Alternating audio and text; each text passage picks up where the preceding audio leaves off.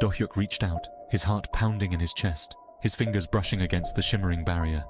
The energy felt almost alive, pulsating with an intensity that sent shivers down his spine. A jolt, like a lightning strike, surged through his body, every nerve ending igniting in a blaze of pain.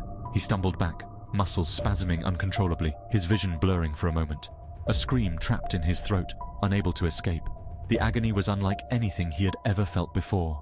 The barrier pulsed with an eerie green light, casting an otherworldly glow around him, a visible manifestation of the god's power. It was both beautiful and terrifying, a reminder of the divine forces at play.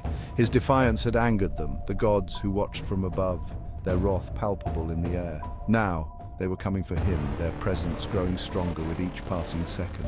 He had known the risks, had weighed them carefully, had anticipated this very moment.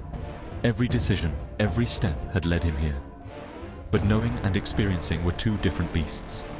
The reality of the pain and the challenge was far greater than he had imagined. The raw power of the gods, even filtered through this barrier, was staggering, a force that could crush the unprepared. He shook off the lingering pain, his resolve hardening with each breath he took. He would not yield, not while a single breath remained. His determination was unbreakable, his spirit unyielding. A roar echoing with divine rage split the air. Aruga, the bearded god, materialized in front of the barrier, his eyes burning with fury. Seize the infidel. He dares defile sacred ground. The crowd surged forward, a wave of humanity whipped into a frenzy by Aruga's command. Do-hyuk drew his swords, the familiar weight of comfort in his hands. He had faced impossible odds before. He would do so again. He was a warrior, and a warrior never surrendered without a fight. The crowd pressed in, a sea of angry faces and outstretched hands. Two figures, taller and more imposing than the rest, pushed their way to the front. They wore turbans adorned with crescent moons, their eyes cold and calculating.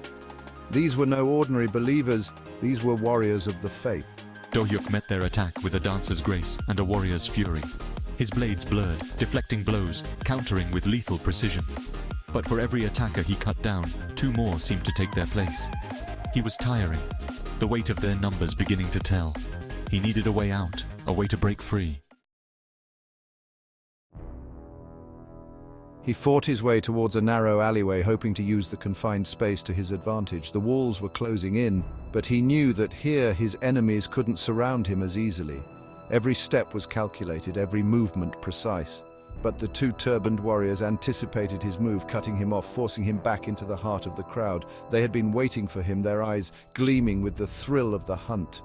He realized too late that he had walked into a trap. He was surrounded, outnumbered, outmatched. Yet he refused to yield. His heart pounded in his chest, each beat a reminder of what he was fighting for. The crowd pressed in, but he stood his ground, his resolve unshaken. I can't give up now, not when I'm this close. I've come too far to let it end here. Every scar, every wound has brought me to this moment. He fought with the desperation of a cornered animal, his movements becoming more frantic.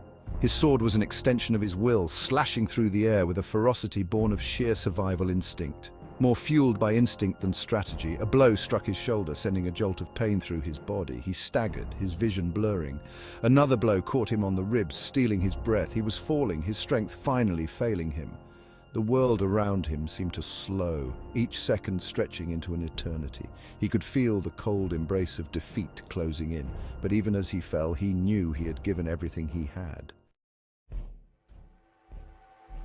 A hush fell over the crowd as two figures radiating an aura of power strode towards the fallen Do-hyuk.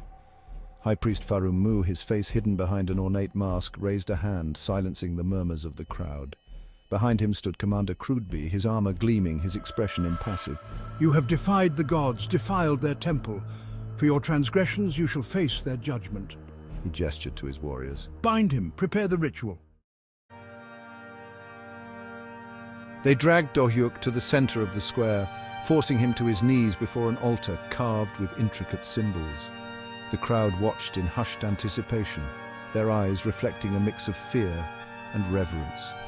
Do-hyuk's heart pounded in his chest, the weight of his fate pressing down on him. Two crescent moon blades, their edges glowing with an eerie green light, lay upon the altar. pulsing in sync with the barrier. The blades seemed almost alive, their glow pulsating like a heartbeat, a testament to their divine origin. These were no ordinary weapons, they were imbued with the power of the gods. Legend spoke of their creation in the celestial forges, where the essence of the moon was captured and forged into deadly instruments of divine will. By the will of the gods we commence. Let the sacred ritual begin, and may the heavens bear witness to our devotion. Farum Mu began to chant, his voice a guttural rasp that echoed across the silent square. Each word he uttered seemed to draw power from the very air, weaving a spell that bound the onlookers in a trance. The air crackled with energy, the very ground seeming to vibrate in response to his words.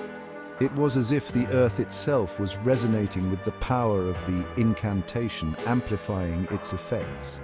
The crescent moonblades hummed, their glow intensifying, casting flickering shadows across the faces of the onlookers.